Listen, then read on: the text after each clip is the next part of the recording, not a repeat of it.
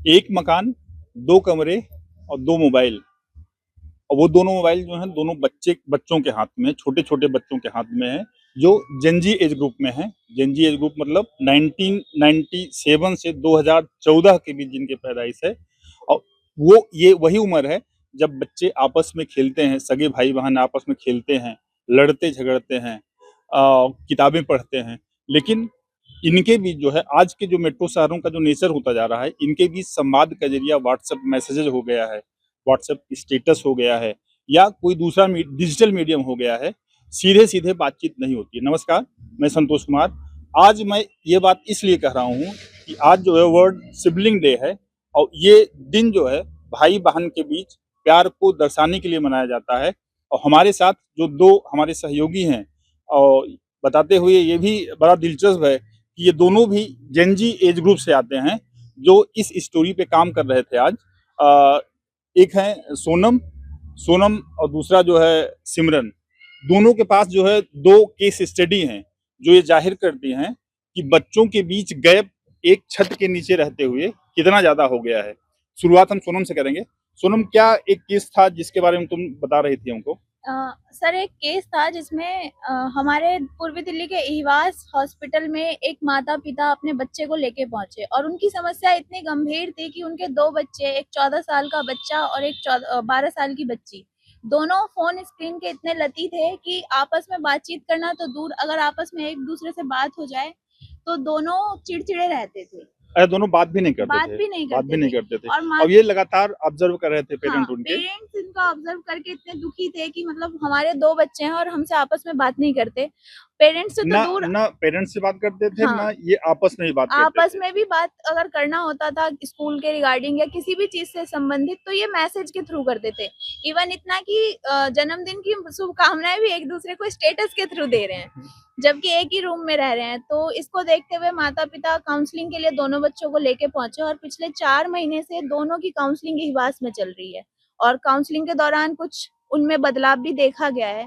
तो जो इहवास के वरिष्ठ मनोचिकित्सक हैं डॉक्टर ओम प्रकाश, उनका कहना है कि आपको इस चीज को समझने में ज्यादा देर नहीं करनी चाहिए। जब आप देखें कि बच्चा अकेला रह रहा है, फोन में ज्यादा समय व्यतीत कर रहा है, छोटी छोटी बातों पे चिड़चिड़ कर रहा है, तो इस चीज को समझने की कोशिश करें। और उनका सुझाव है कि पेरेंट्स को भी ऐसा समय। एक सुझाव से पहले हम जो दूसरा केस है हमारे पास, जो हमारे सहयोगी जो है सिमरन के पास है। सिमरन, क्या इसी तरह का नेचर था जो तुम्हारे पास भी एक केस है जो लक्ष्मी नगर का, के 2 बच्चे हैं? जी सर, एक 20 साल का लड़का है जो लक्ष्मी नगर में रहता है।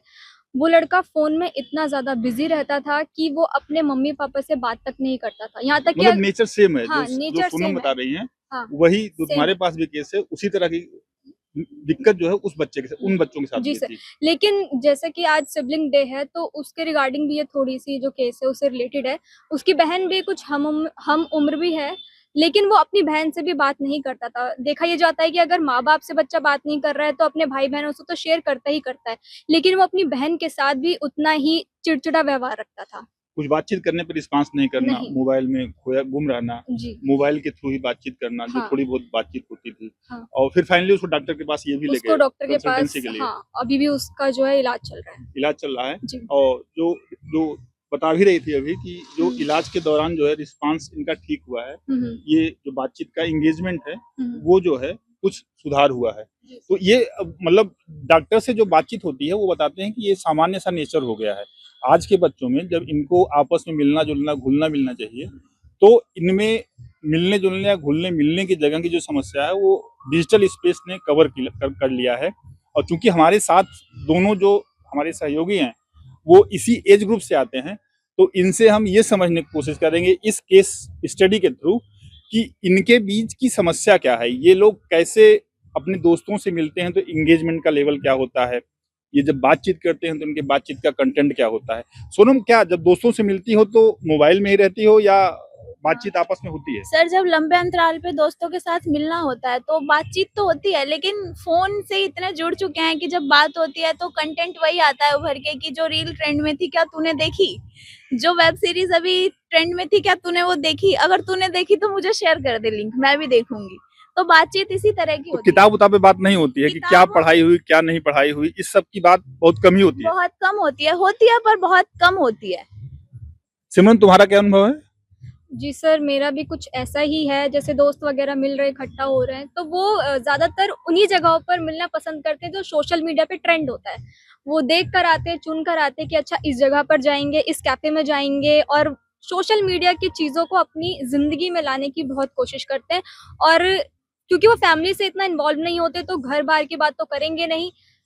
सोशल मीडिया की बात, अपने फ्रेंड्स ग्रुप की बात, उन्होंने सोशल मीडिया पे क्या पोस्ट किया, क्या चल रहा है, बस यही सब जो है बातें चलती रहती तो ये नेचर सा हो गया, जैसे दोनों की बातचीत से हमको ये समझ में आ रहा है कि ये इस एज ग्रुप का, जिसको जेन जी कह रहे हैं, उसका एक नेचर सा होगा ना कि ये आइसोलेशन में रहना चाहती है, अकेले रहना चाहता है। क्या तुम लोगों के साथ भी इस तरह का कभी कोई एक्सपीरियंस हुआ कि तुम लोग कहीं मोबाइल में खोई हो, कोई आके डिस्टर्ब कर रहा है, तो कोई आके बात करना चाह रहा है, तो लगता है कि चिड़चिड़ापन आता है? जी सर, होता है। कई बार तो ऐसा होता है कि मूड ऐसा रहता है कि अच्छा अपने काम में इतना व्यस्त रहने का मन करता है कि फ़ोन की रिंग बजती रहती है, पर देख के भी अनदेखा कर देते हैं कि अच्छा ठीक है, बाद में देख लिया जाएगा। जब फोन उठाने का भी मन नहीं फ़ोन करता। उठाने का भी मन नहीं रहता है। सिमरन, तुम्हारा? सर सेम ऐसा ही है, कोई कॉल कर रहा है, मैसेज कर रहा है, इम्पोर्टेंट है फिर भी मैं नहीं उठाऊँगी, मेरा मूड नहीं करता। मेरा मन नहीं करता कि मैं उनका फ़ोन उठाऊँ या बात करूँ, भले ही वो मेरे दोस्त हैं या करीबी हैं, और ख़ासकर तब जब रिश्तेदार कॉल करते हैं, तब ज़्यादा चिढ़ क्या कोई इसका रीजन कुछ समझ में आता है कि क्या इसके पीछे रीजन कौन सा काम कर रहा है, क्या वजह है इसकी? सर कुछ समझने की कोशिश करी हो? सर समझने की कोशिश यही करी है, तो मैं तो पहले अपने को ऑब्जर्व करती थी, तो मुझे लगता है कि मैं इंट्रोवर्ट हूँ, तो मेरे साथ इसलिए चीजें हो रही हैं। लेकिन मैंने देखा है कि नहीं, सिर्फ मैं इंट्रोवर्ट हूँ इसलिए मेरे साथ ऐसा नहीं हो रहा है। ऐसा मेरे एज ग्रुप से जुड़े हुए बहुत सारे लोगों के साथ होता है। कॉमन प्रॉब्लम है ये। कॉमन प्रॉब्लम है। सेम यही तुम्हारा भी ऑब्जर्वेशन हुआ? सर कॉमन प्रॉब्लम है, लेकिन जेनजी में कुछ ऐसे लोग भी हैं जो बहुत ही ज़्यादा अपने आप को दिखाना पसंद करते हैं, बहुत ज़्यादा बात करना पसंद करते हैं। वो ज़्यादातर वैसे होते हैं जो सोशल मीडिया पर एक लाइफ दिखाना पसंद करते हैं। लेकिन वो इमोशनल एंगेजमेंट नहीं होता नहीं होगा जो होता। एज ग्रुप तुम लोगों ने ऑब्जर्व किया होगा। तो ये जैसा कि मतलब दोनों से हमारी बातचीत हुई और दोनों की ही कमोबेश यही राय है कि इस एज ग्रुप के साथ जो बड़ी समस्या है, ये आइसोलेशन में रहने की है, कि ये अकेले रहना चाहते हैं। ये किसी का कोई डिस्टर्बेंस इनको सहजता से स्वीकार नहीं होता है। और उसके लिए जो हमारी एक्सपर्ट से बातचीत भी हुई है, मतलब ये तो सामान्य नेचर है, ये लोग का वर्किंग वुमेन है, और हो सकता है कि इन लोगों का काम का प्रेशर इतना हो कि न एंगेज होने का मन हो। लेकिन जो 14-14, 12-12, 13-13 साल के बच्चे हैं, उनके साथ भी इसी तरह की समस्या दिख रही है। तो अगर आपके बच्चे के साथ ये समस्या दिख रही हो, तो आपको अलर्ट होने की ज़रूरत है। आपको उसे खुद से एंगेज करने की ज़रूरत है। और अगर ज़्यादा समस्या बहुत ज़्यादा है, आपसे नहीं संभल पा रही, तो कंसल्टेंसी लेने की ज़रूरत है किसी एक्सपर्ट से। अभी के लिए बस इतना ही। वीडियो जर्नलिस्ट विवेक निगम के साथ मैं संतोष कुमार, अमर उजाला की नमस्कार। आपके राज्य की खबरें, आपके शहर की खबरें सबसे पहले जानने के लिए देखते रहें अमर उजाला। चैनल को सब्सक्राइब जरूर कर लें और पाएं हर अपडेट।